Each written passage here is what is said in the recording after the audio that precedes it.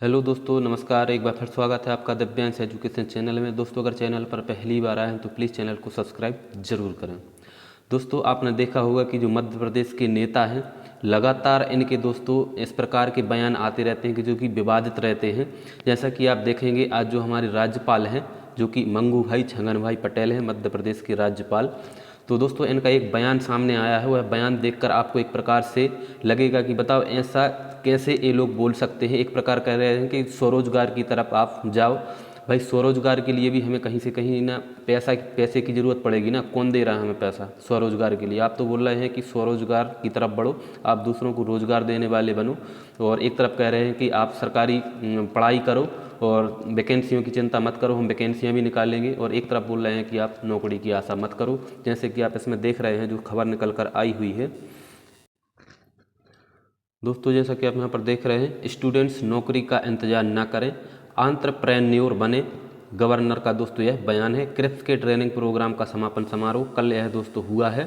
इसमें आप नीचे देखेंगे, नई पीढ़ी के लिए कौशल विकास की ज़रूरत है, यह आत्मनिर्भर भारत की आधारशिला है। स्टूडेंट्स को अपने स्किल्स अपग्रेड करते रहना चाहिए और इन्हें बदलती सामाजिक आर्थिक परिस्थितियों के अनुरूप बनना जरूरी है, ताकि उद्योगों के लिए उनकी प्रासंगिकता बनी रहे। स्टूडेंट्स से मेरी रिक्वेस्ट है कि वे नौकरी का इंतजार ना करें। अब दोस्तों, आप यहाँ पर देख रहे हैं, इन्होंने रिक्वेस्ट की है अभ्यर्थियों से, स्टूडेंट्स से, कि आप नौकरी का इंतजार ना करें बल्कि स्वरोजगार के लिए प्रयास करें। स्वरोजगार के लिए भी हमें पैसे की ज़रूरत पड़ती है माननीय।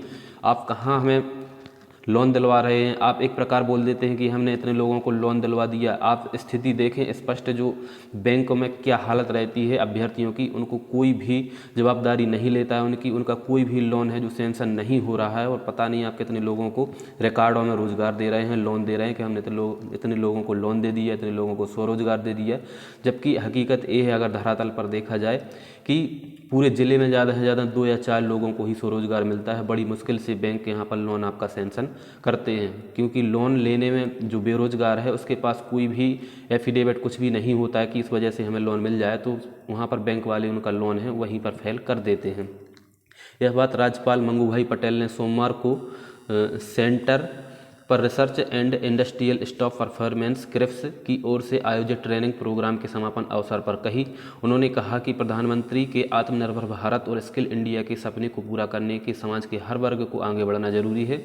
इस ट्रेनिंग प्रोग्राम के तहत क्रिप्स ने मेफसेट मध्य प्रदेश रोजगार एवं प्रशिक्षण परिषद के 8 ट्रेड्स में अनुसूचित जाति वर्ग के 237 बीपीएल युवाओं को तकनीकी एवं व्यावसायिक प्रशिक्षण दिया।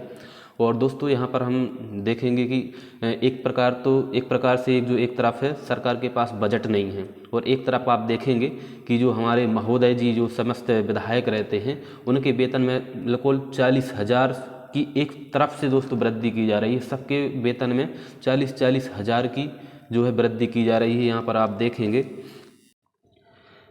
देख रहे हैं 7 साल बाद बढ़ेगा वेतन भत्ता। अभी 1,10,000 रुपये मिलते हैं, 1972 में 200 रुपये था। यहाँ पर दोस्तों आप देख रहे हैं 50 साल में 550% तक इनका जो वेतन है बढ़ चुका है। मध्य प्रदेश में विधायकों का वेतन 40,000 रुपये बढ़ेगा, 1.5 लाख रुपये हो जाएगा। 50 साल में 550% तक बढ़ चुका है वेतन। सीएम को 2 लाख रुपये, तो कैबिनेट मंत्रियों को मिलते हैं 1,70,00,000 रुपये। तो आप दोस्तों यहाँ पर देख रहे हैं, सीएम साहब को 2 लाख रुपये और कैबिनेट मंत्रियों को 1,70,00,000 रुपये। और एक बात मैं आपको और बता दूं, जो विधायक मंत्री रहते हैं, अगर एक बार विधायक बन गए तो उसकी पेंशन इनको अलग मिलेगी, दूसरी बार विधायक बन गए तो उसकी पेंशन अलग मिलेगी। एक विधायक 6 पेंशन ले रहा है, 6 पदों की यह पेंशन लेते हैं। अगर एक दिन के लिए भी मंत्री बन गए तो उसकी पेंशन है अलग लेते हैं।